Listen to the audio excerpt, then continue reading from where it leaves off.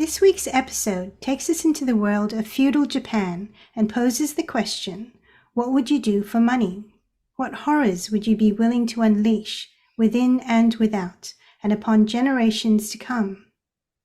PseudoPod is a horror podcast. Consider this fair warning. Good evening and welcome to PseudoPod episode 853 on February 17th, 2023. Tonight's story is Oni in the Box by Schill. Tonight you have two hosts, Lee Murray and Genevieve Flynn. Together we co-edited the Bram Stoker and Shirley Jackson award-winning anthology Black Crane's Tales of Unquiet Women. The anthology spearheaded an explosion of interest in Asian speculative narratives. Along with Angela Yuriko Smith and Christina Singh, we followed up with the groundbreaking dark poetry collection Tortured Willows, Bent, Bowed, Unbroken. And Unquiet Spirits, Essays by Asian Women in Horror, was launched by Black Spot Books this year on Valentine's Day and continues the conversation on otherness and identity.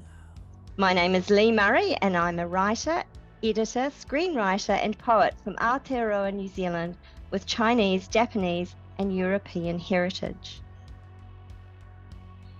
Hi, I'm Genevieve Flynn. I'm a fiction editor, horror author and poet. I'm Chinese, born in Malaysia, and I now call Australia home. Our author this week is Schill. Is a writer and artist. She currently serves as an associate editor for PseudoPod. Outside of her creative endeavors, she's a victims' rights activist, working with local and national survivors' rights organizations to help share vital resources and spread awareness on survivor issues. This story is a PseudoPod original. Hi, this is Dave Robison, production concierge here at Escape Artists, and it's my singular privilege to introduce you to the narrator for today's story, James Kaku Pearson. James is a Japanese-American podcast producer and voice actor living in California. He can be heard as host and game master of the Athra Play podcast, an RPG actual play podcast set in the world of J.R.R. Tolkien's Middle-earth. He can be found on Twitter at jpearson. Now we have a story for you, and we promise you it's true.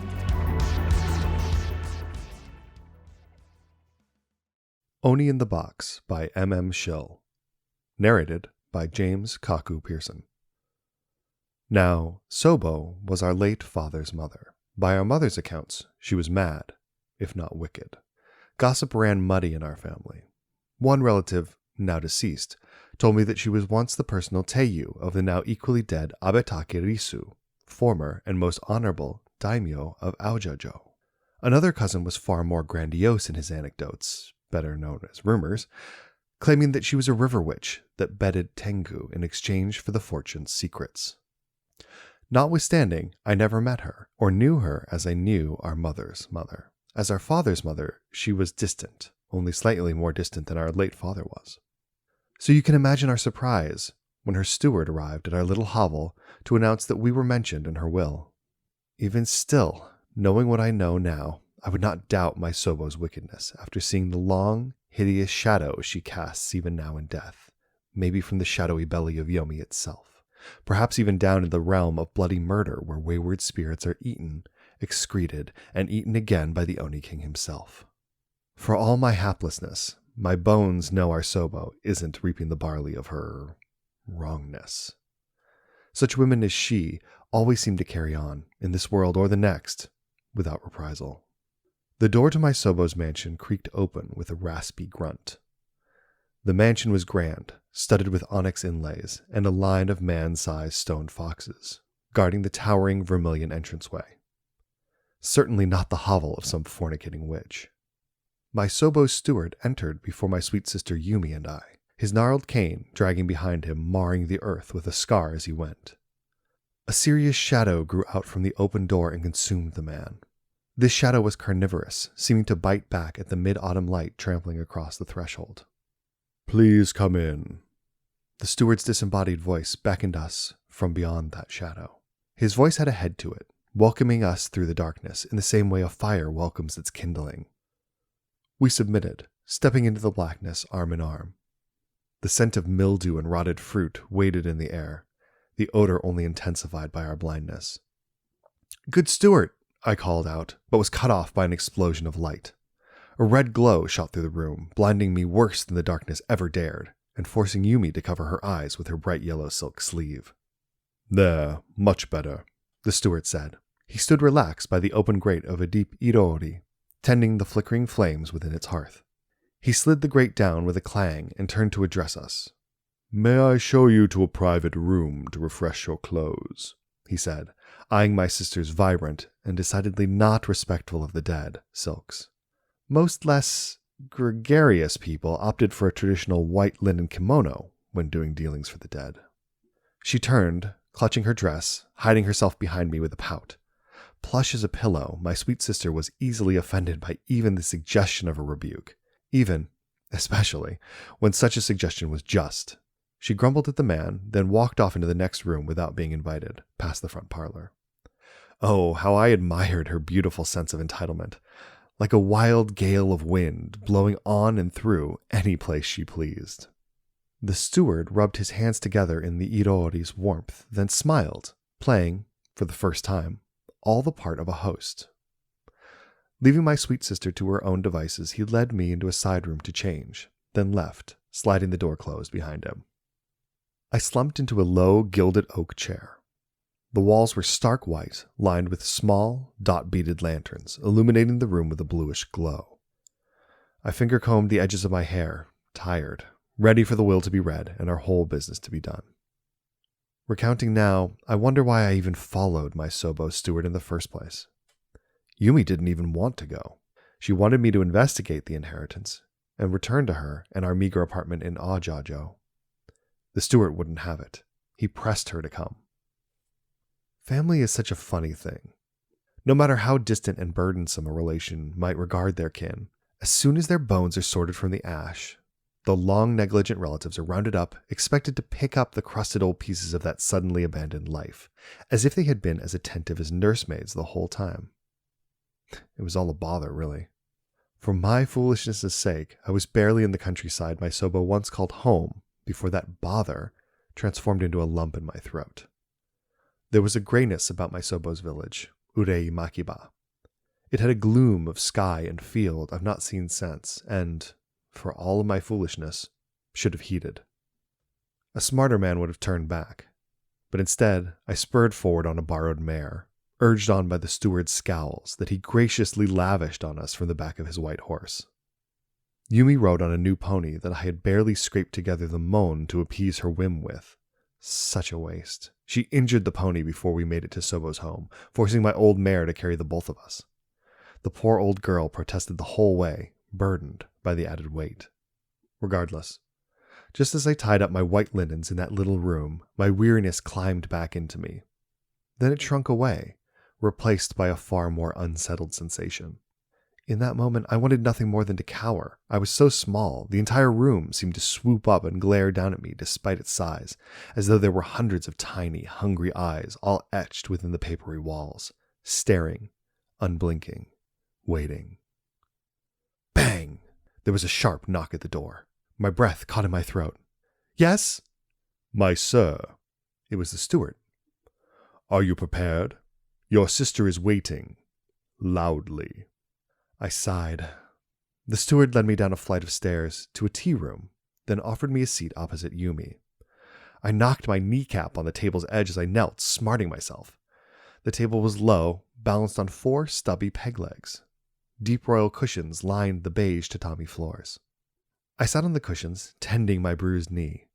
A blanket of linen lay, covering something, at the head of the table. The steward placed a square dish of plum cakes in the middle of the table, then motioned for us to help ourselves.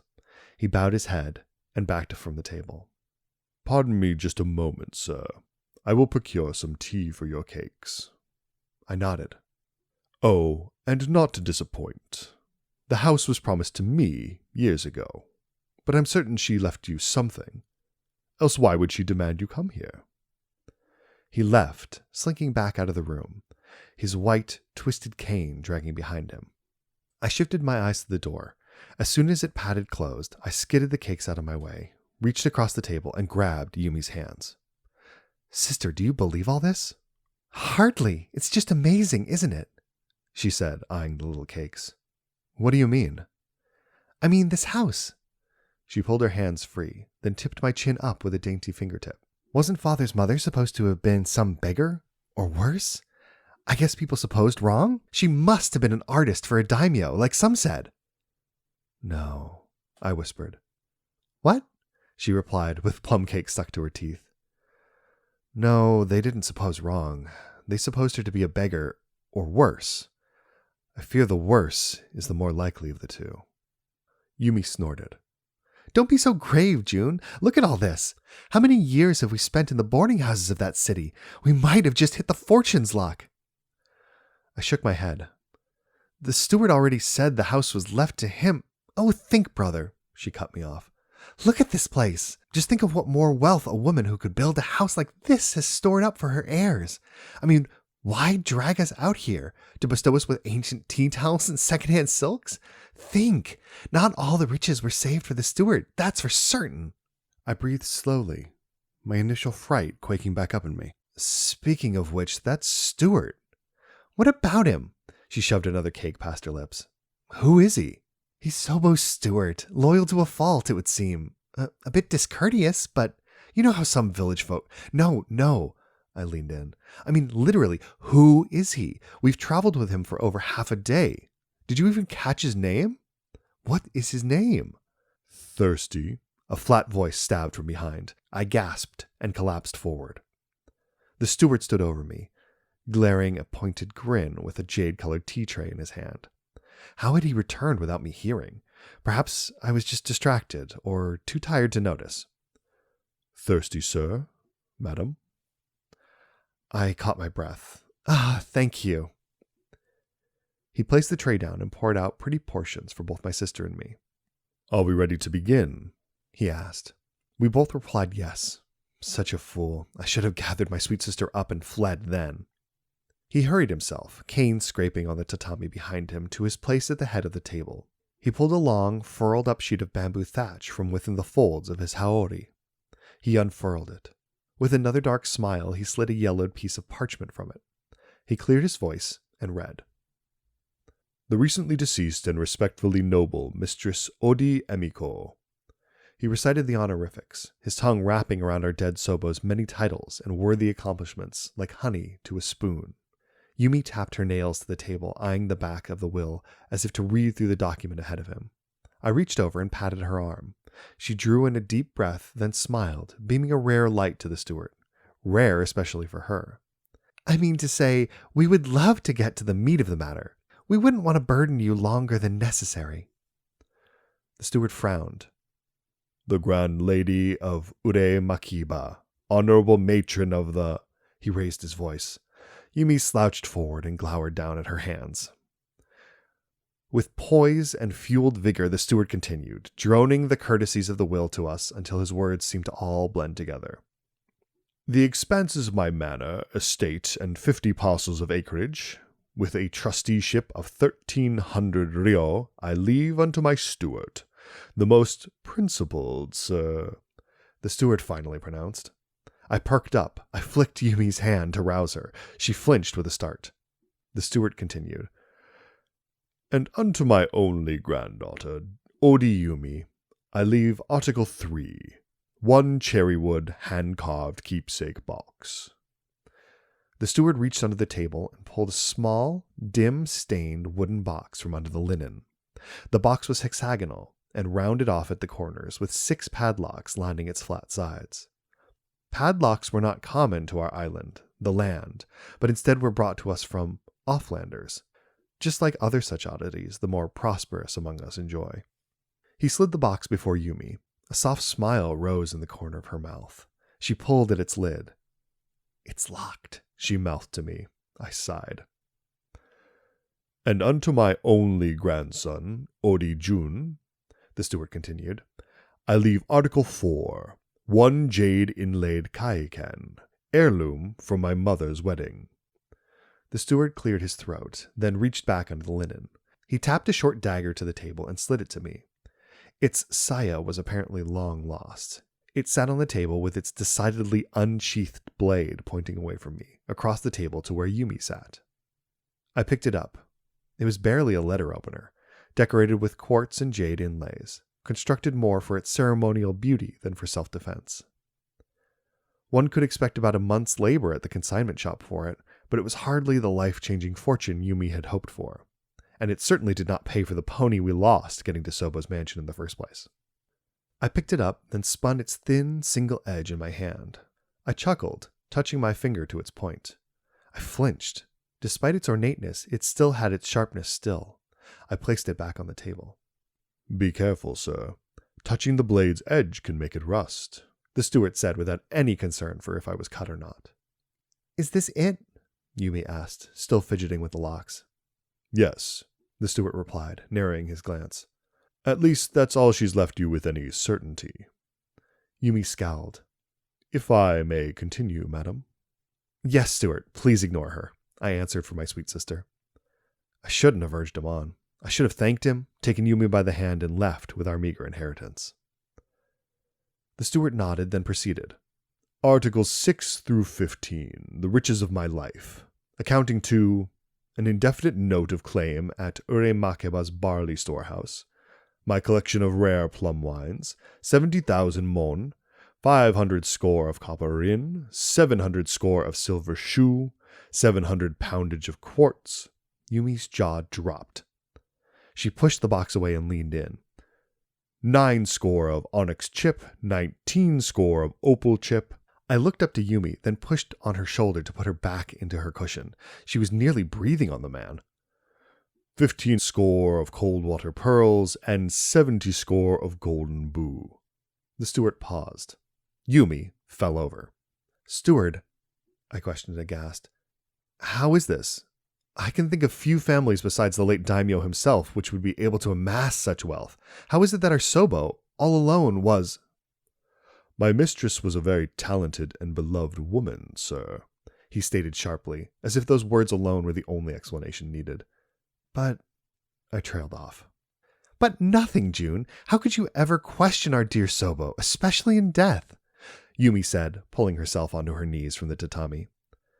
"Yumi, it just doesn't seem—" "Damn it, June, let the gentleman continue," she scolded me, leaning over the steward again. The steward pulled the will to his side, regarding her with a sigh.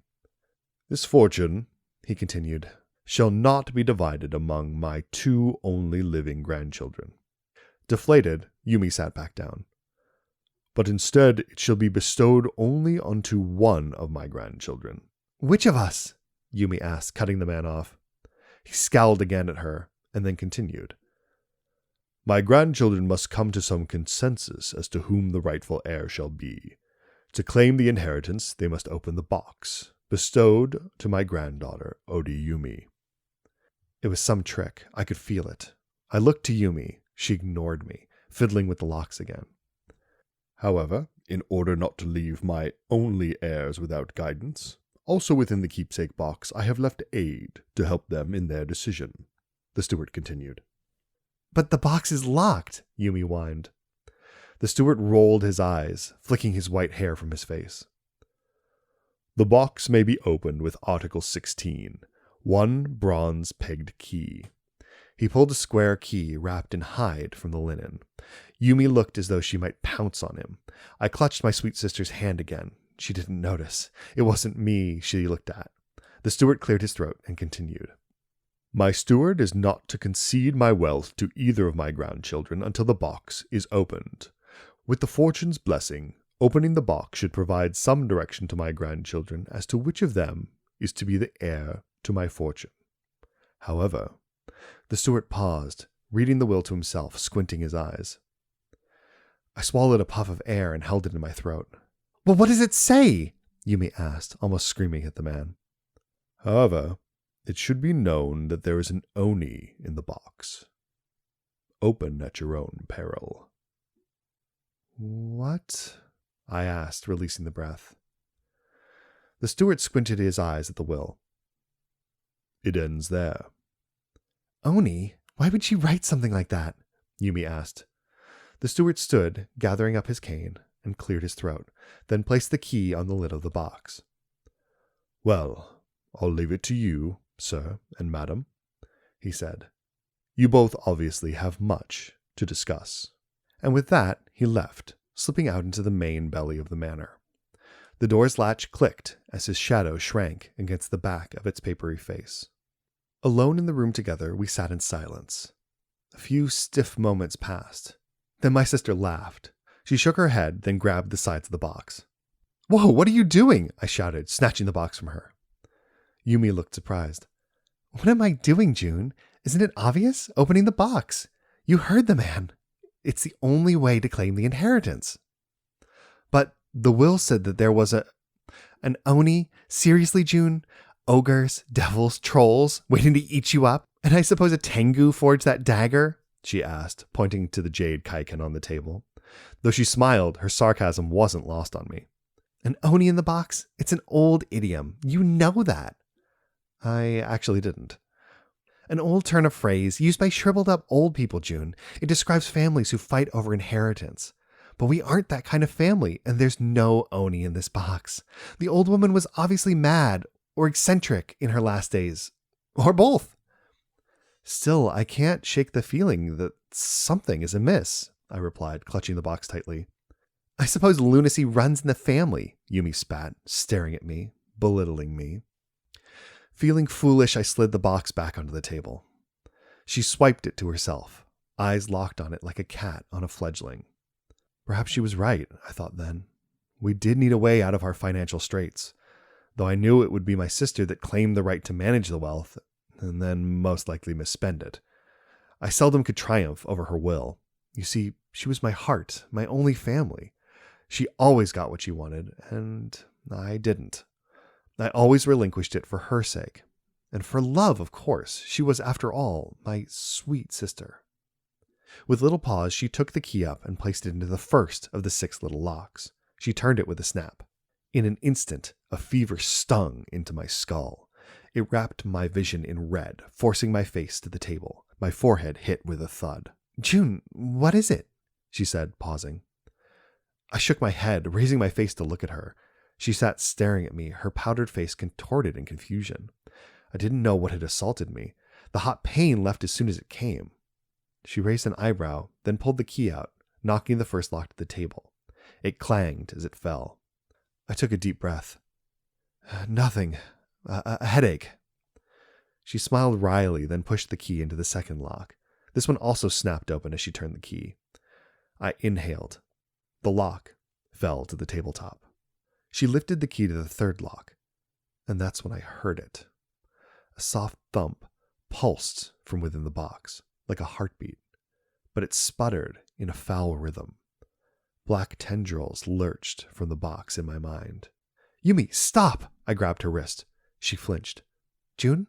June. I heard a withered woman's voice. June! Yumi yelled. I blinked my eyes. The thumping was gone. You're hurting me!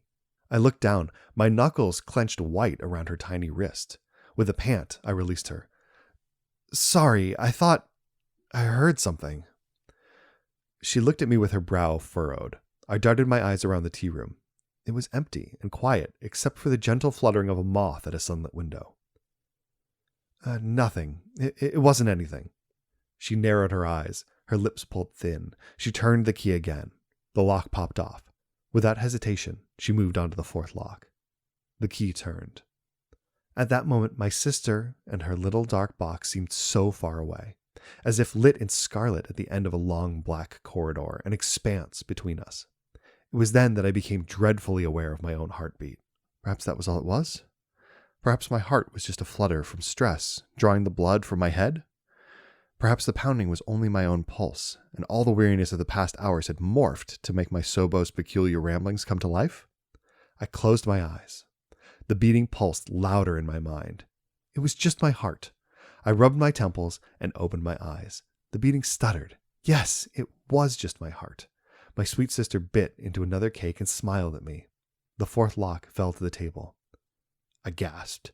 It was not my heart. The thumping, came from above. I looked up. A monstrous cadence banged through the ceiling, as though the entire room were a black drum. June.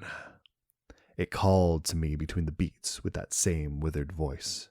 My sister gladly continued on, as if the damned beating didn't bother her at all. Do you hear that? June. Hear what, June?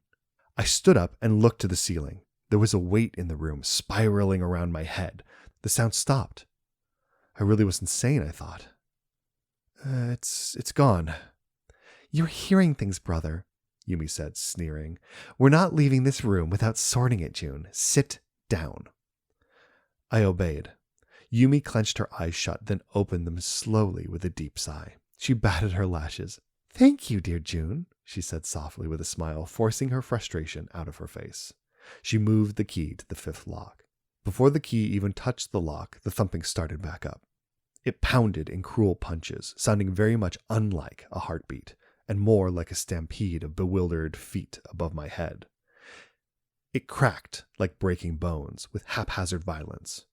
The feet slapped and scurried around the top floor of the manor. It heaved in my mind until I thought I could hear it move to the stairwell, splitting the fine red carpentry of the banisters as it went. My mind pulsed, nearly bleeding out of my eyes. I drew in a sour breath and held it. A dread so black and so fever-pitched came over me in that moment. I think I yelled, but I might not have.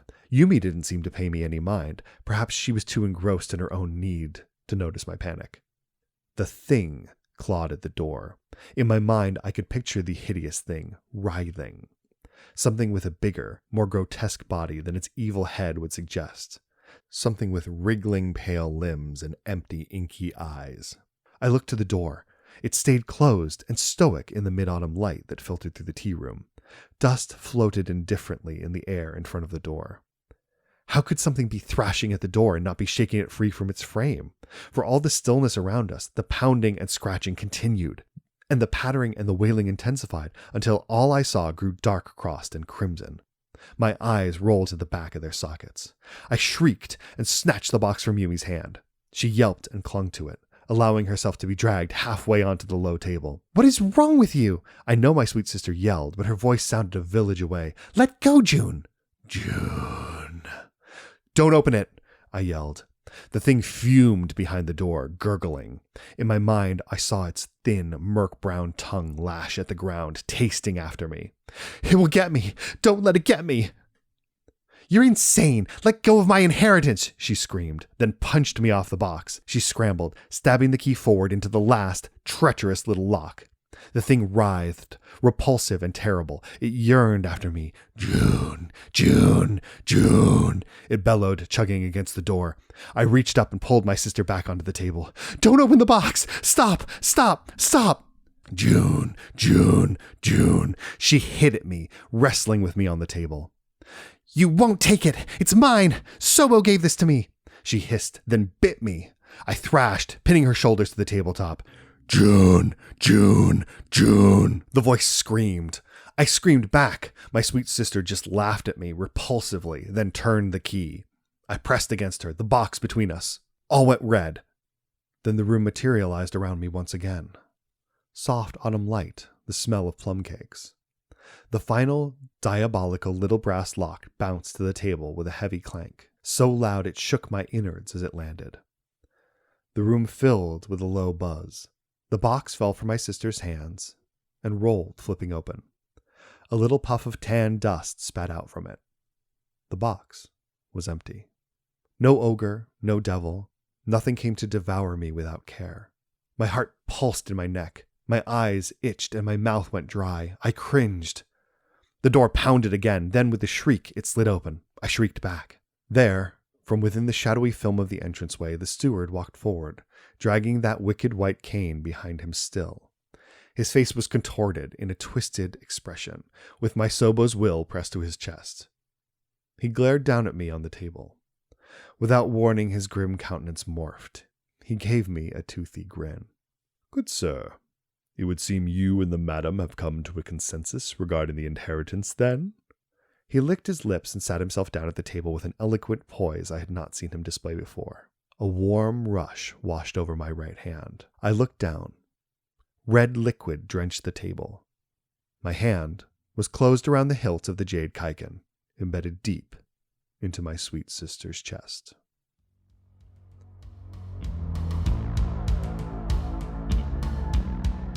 That was Oni in the Box by M.M. Schill. What a wonderful story. I loved the growling, rumbling build of tension towards the devastating climax. It reminded me a little of The Monkey's Paw by W. W. Jacobs. Both stories have that sense of inevitable doom, but you don't want to stop reading. You're compelled to see what awful things will befall the characters. I think because they've transgressed, they've played with things best left alone, or they've given in to wanting more than they should. There's that age-old warning, be careful what you wish for. I have to admit, that's one of my favourite themes. I agree, Genevieve. It's a wonderful story with a lyrical, almost poetic feel to it, and that will they, won't they suspense that keeps the reader turning the pages, barreling towards that devastating climax, as you say. One of the things I noticed was Schill's clever use of colour. There's the vermilion entranceway to the mansion, for example. There's the greyness of the village where Jun and Yumi eke out their living. The vibrant and irreverent yellow silks of Yumi's kimono. Stark white of the walls, and of course the black shadows that the ominous steward slips in and out of like a ghost. And I really love the way M.M. Schill has layered her understanding of Japanese color symbols into the story.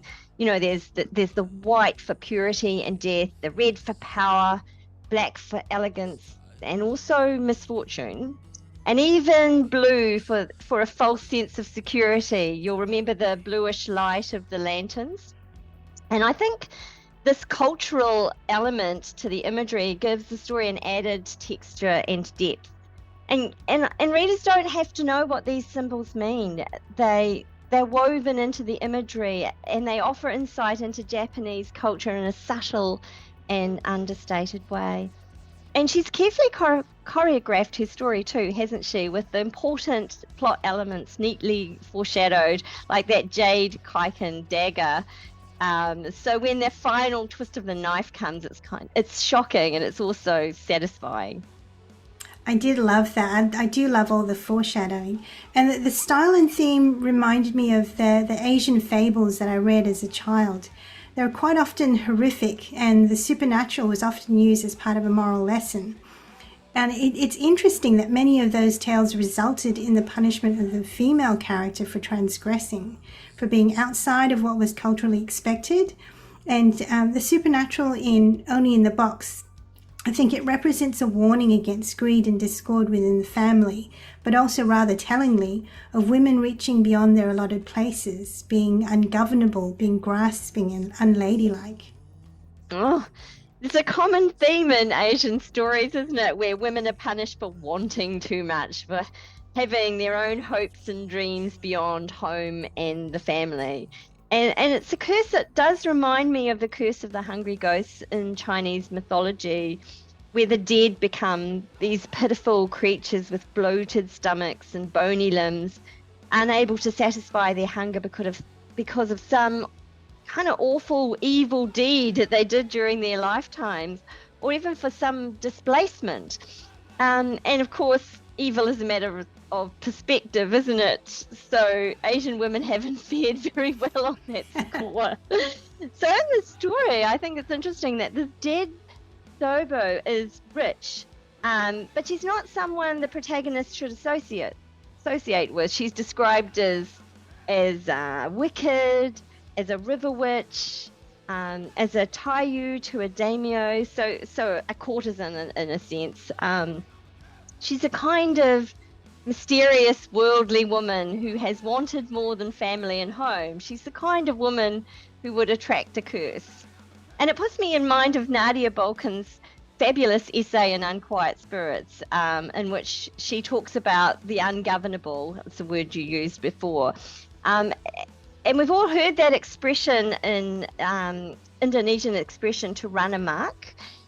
which is to be crazy and uncontrollable and ungovernable. And there's a feminine version of that, and that is called Lata, which is where a woman chooses to go against the norm. And I just think it's such a universal theme in Asian stories, isn't it? Yeah, and I think I love the final quote in Nadia's essay, when you let loose that wildness and watch your leash extend. I love that. It's going to stick with me for a while. Yes. Yes. MM also immerses the reader in the historical setting so beautifully. The story brought to mind other narratives like House of Pengsu, a recent novella set in the Joseon period in Korea by K.P. Kolsky. And Rena Mason also wrote a fabulous story in Black Cranes called The Ninth Tale, and that's about a fox spirit in a historical Chinese setting. And these stories, they feel like Ziguai, tales of the strange, and it's a type of literature that was common in the Han and Tang dynasties. They're about encounters with the supernatural, but it could also be seen as a capture of the zeitgeist of the time. Yi Izzy Yu and John Branscom's The Shadow of Ji Yun is a wonderful resource for if you're after Chinese tales of the supernatural. And they are a little like the essays in Unquiet Spirits, aren't they? And I think, like all great horror, this story and those essays in the Ziguai pose questions about our current thought and what's in flux culturally.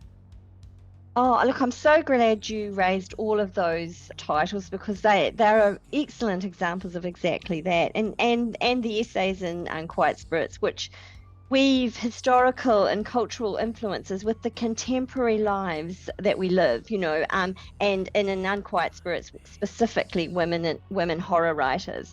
And there, each writer has used a ghostly spirit or supernatural force as a metaphor for otherness and isolation and trauma, which has impacted their own lives. So it's the traditional ideals and how they're reconciled in our everyday lives as part of the Asian diaspora. And that just makes them so powerful. Stories like this, which layer culture and history and also give us some insight into human behavior and human condition. And I'm thinking too of your essay, Some Things Are Dangerous But Can Be Lived With, the ghost baby of Malaysian mythology, about the Kuikia, which is a kind of embodiment of a generational curse that's caused by loss and grief, for example. And of course, it was also the grisly subject of your story, Little Worm in Black Cranes. And I think that the Oni in this story, it also represents a kind of generational haunting. It's a curse passed down from one generation to the next. But originally, the Oni was a word that meant a soul or a spirit of the dead, and possibly an ancestral spirit. And it was a wicked soul beyond reform becomes an Oni. And some say that, like you say, the Oni is more than a simple monster. It's the manifestation of the darkness in humans. And what does it say about human nature? And this duality and sense of I can't say that now, incorporeality is reflected when Jun finds that the box is empty. There is no ogre to devour him. So what then compelled him to murder his sister? Was it merely his own dark nature? And who was the original Oni in the story? Who could have been so wicked that they became a monstrous being set on turning sibling against sibling, and was used to punish a monstrous woman in this story? Oh, that idea of the monstrous woman. And that puts me in mind of that little micro poem that appeared in Tortured Willow's Bent Bowed Unbroken by our colleague, Singapore poet Christina Singh. And it goes, I've got it here, and it goes something like this. Daughter, why are avenging ghosts all women? Mother, because we have just cause. I love that. I love that. So you've been listening to our thoughts on short story Owning the Box by Schill. Now to some housekeeping. PseudoPod is funded by you, the listeners. If you'd like to support the podcast, head to pseudopod.org. You can donate and subscribe by clicking on Feed the Pod. If you can, please consider leaving reviews of episodes or tweeting or retweeting the podcast at pseudopod_org. You can also spread the word on your social network of choice or purchase some wonderful merchandise. PseudoPod is part of the Escape Artists Foundation, a 501c3 non-profit, and this episode is distributed under the Creative Commons Attribution, Non-Commercial, No Derivatives 4.0 International License. And let's just finish up with this quote by Filipino writer Yvette Tan, which appears in Unquiet Spirits. And it says, "Behind every haunting is a story of heartbreak." So what price did Jun and Yumi's grandmother pay? And who first created the Oni in the box? This is Lee Murray and Genevieve Flynn. Thank you for joining us.